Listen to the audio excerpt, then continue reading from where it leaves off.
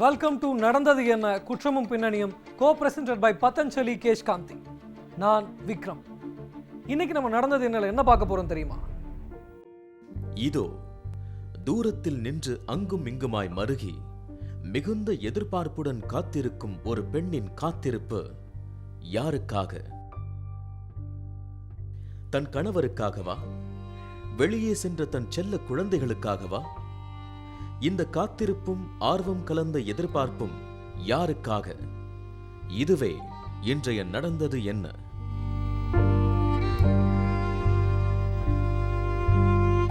ஒரு அன்பு போராட்டத்தின் விளைவாகத்தான் இதோ இந்த பெண் ஒரு தெருவின் முச்சந்தியில் நின்று தன் மகனுக்காக காத்திருக்கிறார்.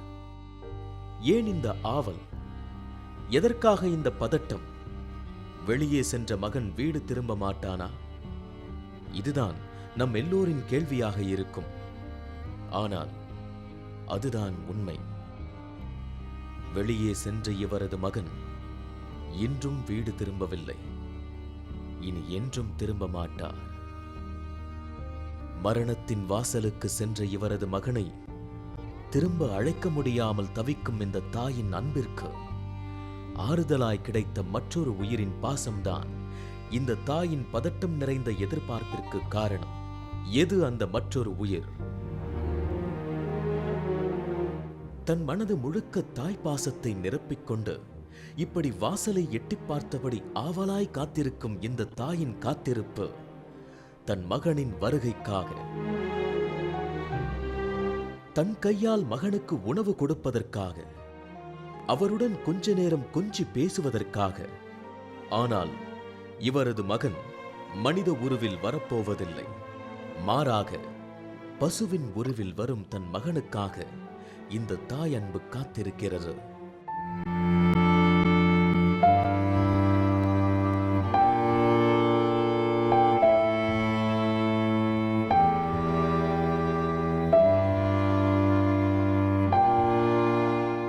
இன்று நமது நடந்தது என்ன குழு கோவிலம்பாக்கம் எம்ஜிஆர் நகரை நோக்கி பயணித்தது.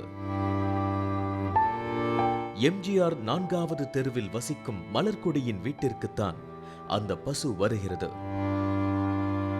சென்னையாக இருந்தாலும் போக்குவரத்து நெரிசலில்லாத பாதையாகத்தான் இந்த இடம் இருக்கின்றது.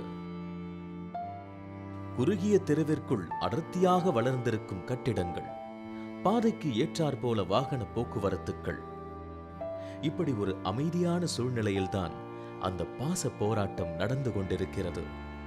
மலர்கொடியின் வீட்டிற்கு செல்வதற்கு முன்பு பசுமாடு பற்றியும் அதற்கு காரணமாக இருந்த மணிகண்டனை பற்றியும் பொதுமக்கள் சிலரிடம் விசாரித்த பொழுது, மணிகண்டன் எங்கள் தோழியோட மகன், அழகாக வளர்ந்தான். ஆனால் அவனுக்கு நேரம் இந்த மாதிரி செத்து போகக்கூடிய நிலமை வந்திருக்கு.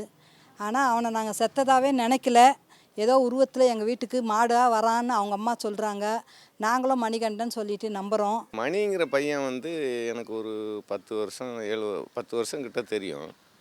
அந்த பையனை மலேசியாவுக்கு அனுப்பிச்சி வச்சாங்க. மலேசியாவில் சம்பாதிக்கிறதுக்காக போன பையன் திடீர்னு ஏதோ ஒரு காரணத்தினால காலமாயிட்டான்னு சொல்லிட்டு பாடி இங்கே வந்துச்சு.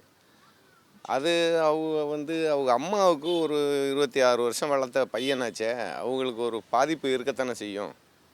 அதை வச்சு நம்ம அவனுக்கு ஃபீலிங்கில் ஒரு ரூபமாக வர்றான், அவன் அரூபமாக வர்றான், அப்படி வர்றான், இப்படி வர்றாங்கிறது அந்த மாதிரி அவங்களுக்குள்ள ஏதோ ஒரு எண்ணம் இருக்கலாம். அது உண்மையா பொய்யா அப்படிங்கிறது நம்மளுக்கு ஒன்றும் அது தெரியல.